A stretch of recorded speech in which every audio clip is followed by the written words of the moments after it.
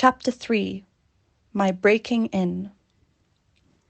I was now beginning to grow handsome. My coat had grown fine and soft, and was bright black.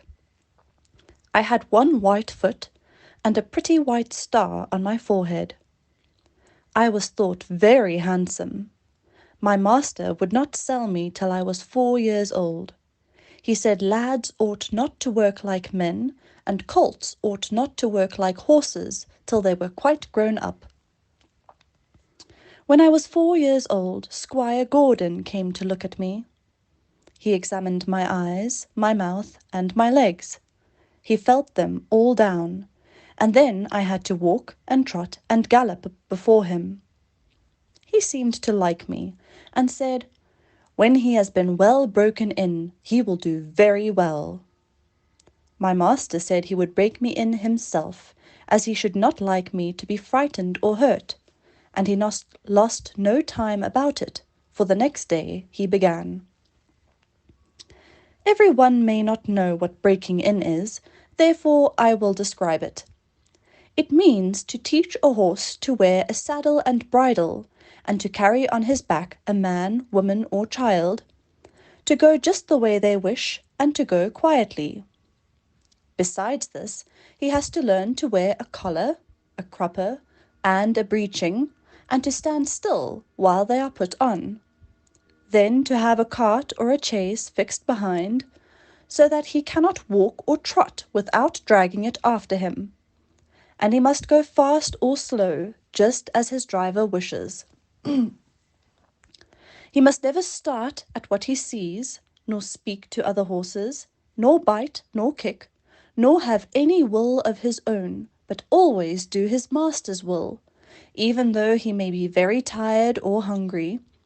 But the worst of all is, when his harness is once on, he may neither jump for joy nor lie down for weariness.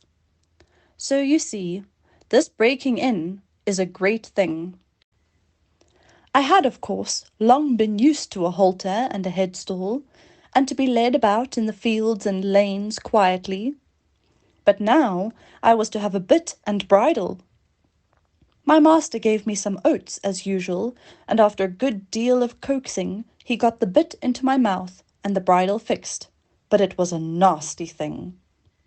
Those who have never had a bit in their mouths cannot think how bad it feels. A great piece of cold, hard steel, as thick as a man's finger, to be pushed into one's mouth, between one's teeth, and over one's tongue, with the ends coming out at the corner of your mouth, and held fast there by straps over your head, under your throat, round your nose and under your chin, so that no way in the world can you get rid of the nasty hard thing. It is very bad, yes, very bad. At least I thought so.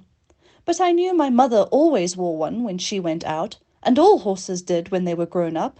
And so, what with the nice oats, and what with my master's pats, kind words, and gentle ways, I got to wear my bit and bridle. Next came the saddle, but that was not half so bad. My master put it on my back very gently, while old Daniel held my head. He then made the girths fast under my body, patting and talking to me all the time. Then I had a few oats, then a little leading about, and this he did every day till I began to look for the oats in the saddle. At length, one morning, my master got on my back and rode me round the meadow on the soft grass. It certainly did feel queer, but I must say I felt rather proud to carry my master, and as he continued to ride me a little every day, I soon became accustomed to it. The next unpleasant business was putting on the iron shoes. That, too, was very hard at first. My master went with me to the smith's forge to see that I was not hurt or got any fright. The blacksmith took my feet in his hand, one after the other, and cut away some of the hoof. It did not pain me, so I stood still on 3 legs till he had done them all. Then he took a piece of iron the shape of my foot, and clapped it on, and drove some nails through the shoe quite into my hoof, so that the shoe was firmly on. My feet felt very stiff and heavy, but in time I got used to it. And now, having got so far, my master went on to break me to harness. There were more new things to wear. First, a very stiff, heavy collar just on my neck, and a bridle with great side pieces against my eyes, called blinkers, and blinkers indeed they were, for I could not see on either side, but only straight in front of me. Next, there was a small saddle with a nasty stiff strap that went right under my tail. That was the crupper. I hated the crupper. To have my long tail doubled up and poked through that strap was almost as bad as the bit. I never felt more like kicking, but of course I could not kick such a good master. And so in time I got used to everything and could do my work as well as my mother. I must not forget to mention one part of my training, which I have always considered a very great advantage. My master sent me for a fortnight to a neighbouring farmer's, who had a meadow which was skirted on one side by the railway. Here were some sheep and cows, and I was turned in among them. I shall never forget the first train that ran by.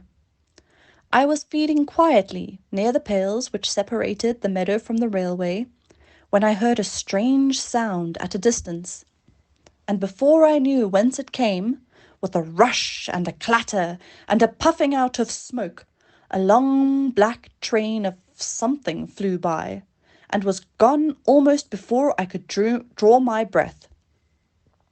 I turned and galloped to the further side of the meadow as fast as I could go, and there I stood, snorting with astonishment and fear. In the course of the day many other trains went by, some more slowly. These drew up at the station close by, and sometimes made an awful shriek and groan before they stopped. I thought it very dreadful, but the cows went on eating very quietly, and hardly raised their heads as the black frightful thing came puffing and grinding past. For the first few days I could not feed in peace, but as I found that this terrible creature never came into the field or did me any harm, I began to disregard it, and very soon I cared as little about the passing of a train as the cows and sheep did.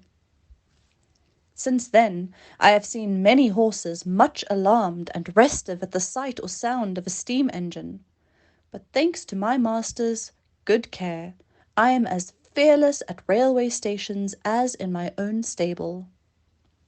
Now, if anyone wants to break in a young horse, well, that is the way. My master often drove me in a double harness with my mother, because she was steady and could teach me how to go better than a strange horse.